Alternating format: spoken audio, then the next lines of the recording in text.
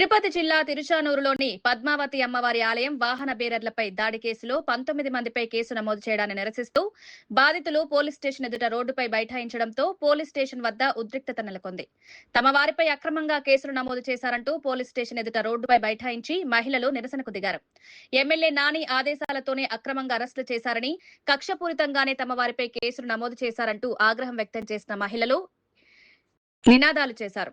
ముందుగా దాడి చేసిన వారిపై ఎందుకు కేసు నమోదు చేయాలంటూ పోలీసులను నిలదీశారు. ఫిర్యాదు చేసేందుకు వచ్చిన వారిని అరెస్టు చేయడం ఏమిటంటూ మహిళలు ప్రశ్నిస్తున్నారు. వాహనాల రాకపోకలకు అడ్డంగా బైఠాయించిన బాధిత కుటుంబ సభ్యులు పోలీసుల తీరుకు వ్యతిరేకంగా నినాదాలు వ్యక్తం చేస్తూ ఆందోళన చేపట్టారు.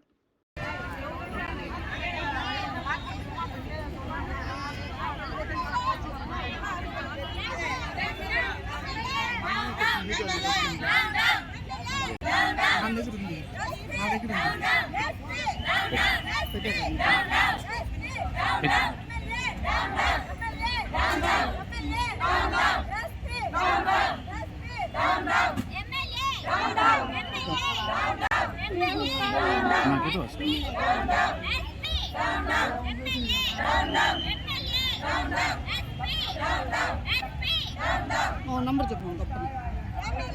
9393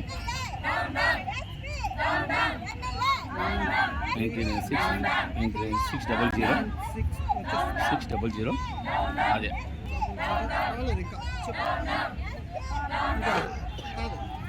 93600219.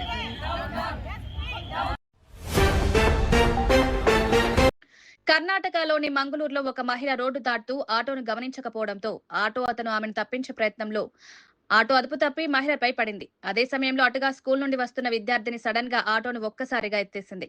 ఈ దృశ్యాలు సీసీటీవీ కెమెరాలో రికార్డు కావడంతో అది చూసిన సిటీ కమిషనర్ తన ఆఫీసుకు రప్పించుకుని ఆ అమ్మాయి సాహసాన్ని మెచ్చుకుని ఇలా సన్మానం చేసి అభినందించారు.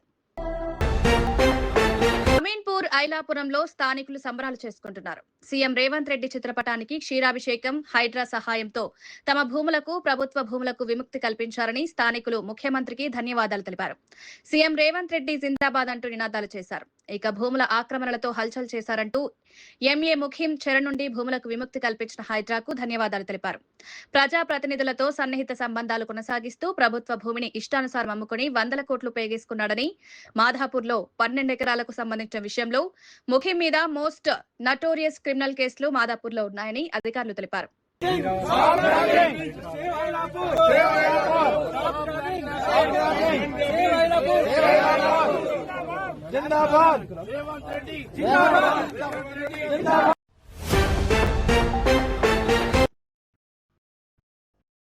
హైదరాబాద్ విజయవాడ జాతీయ రహదారిపై కోదాడ బైపాస్ సమీపంలో ఎదురుగా వస్తున్న లారీని ప్రైవేట్ ట్రావెల్ బస్సు ఢీకొనడంతో ప్రమాదం జరిగింది.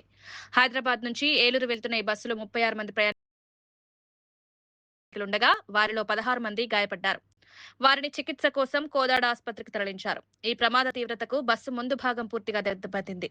డ్రైవర్ నిద్రమత్తులోనే ఈ ప్రమాదం జరిగిందని ప్రయాణికులు ఆరోపించారు.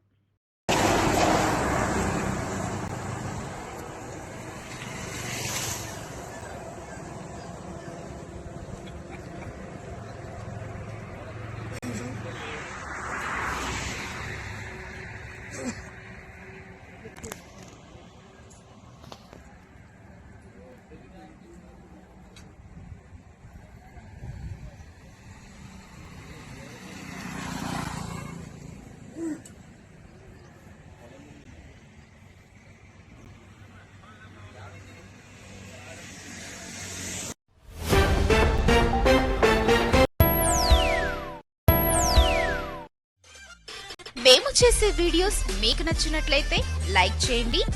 అలాగే మరిన్ని ఇంట్రెస్టింగ్ అప్డేట్స్ కోసం మా STV తెలుగు ఛానల్ ని సబ్స్క్రైబ్ చేసుకోండి.